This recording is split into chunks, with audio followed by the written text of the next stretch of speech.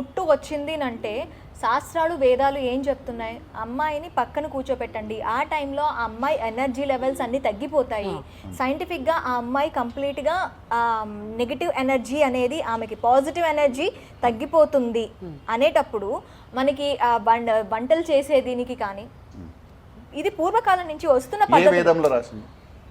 ఏ వేదం శాస్త్రాలు చెప్తున్నామండి, వేదంలో రాసిందో చెప్పండి నాకు. మేము అందరినీ కూడా క్వశ్చన్ చేసేది ఇది ఒకటే పాయింట్. వేదం మస్తు మంది మాట్లాడుతున్నారు. 4 వేదాలు, ఒకే వేదం దాన్ని 4 రకాలుగా డివైడ్ చేసిండ్రు. ఆ 4 వేదాలలో పీరియడ్స్ తప్పని ఎక్కడ రాసింది? అమ్మాయికి పీరియడ్స్ వస్తే గుడికి పోకూడదు అని ఎక్కడ రాసింది? అయితే పూజలు చేయకూడదు. శాస్త్రాలు చెప్పేది ఏ శాస్త్రం అమ్మా? శాస్త్రాలు చెప్తుంది ఏంటి, ఏ శాస్త్రం అంటున్నా? శివాలయానికి ఒకవేళ ముట్టు వస్తే 7 రోజుల తర్వాత వరకు వెళ్ళకూడదు అని చెప్పి. అట్లా అంటే ఇప్పుడు మరి శివయ్య శక్తిలో సగం కదా, అవునా కదా? అమ్మవారిలో సగము, ఆయన ఇద్దరు సగం కలిస్తే మరి ఆయన కూడా ఆయన అపవిత్రమే కదా. అప్పుడు అమ్మనే కదా ప్రకృతి, అమ్మకు వస్తుంది, మరి ఆయనకు శివయ్య కూడా మగవాడికి రాదా? ఇప్పుడు సగం భాగం అంటే వాళ్ళని అర్ధరాధేశ్వరుల రూపము అని అంటారు.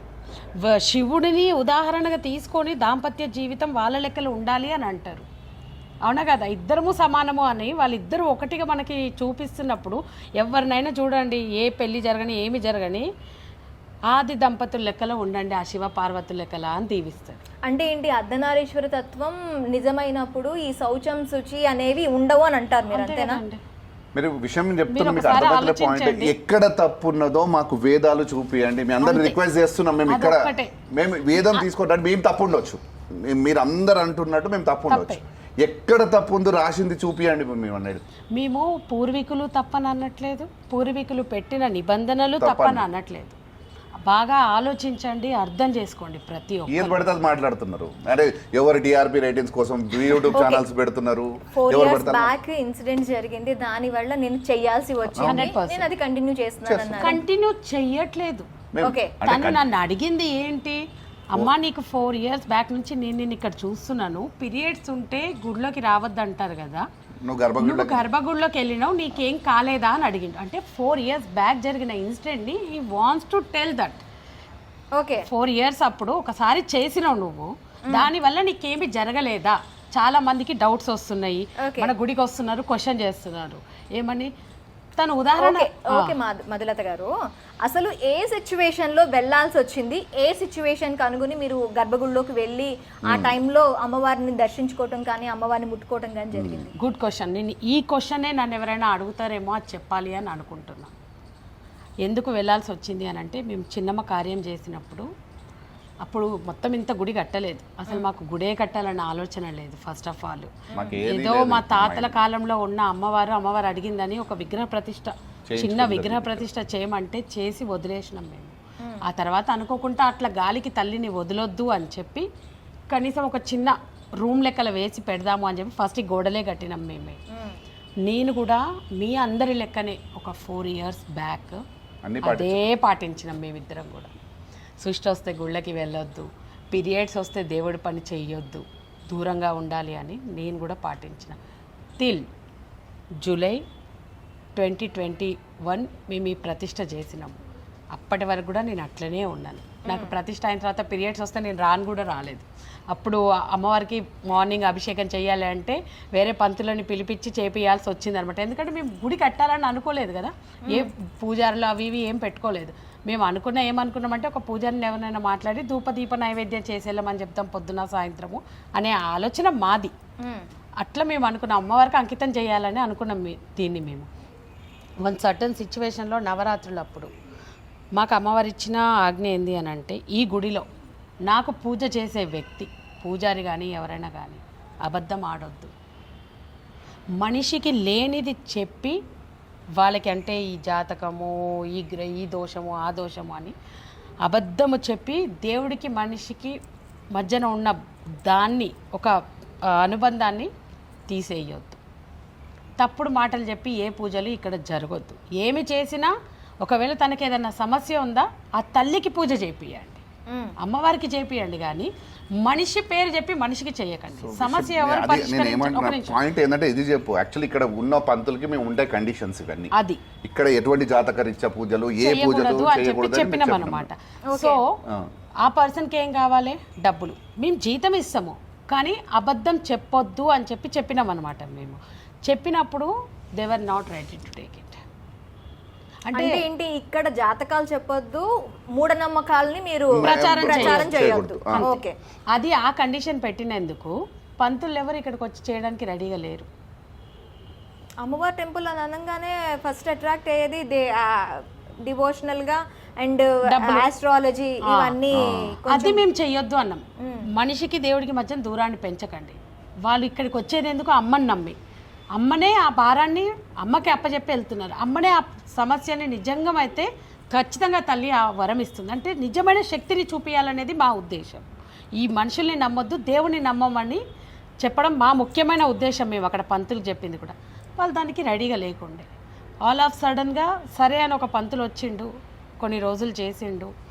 నేను కూడా ఇక్కడ లేను, నేను వైజాగ్లో ఉన్నాను. నేను ఆ టైంలో మేము గుర్తుందా నీకు? మనం వైజాగ్ వెళ్ళాం.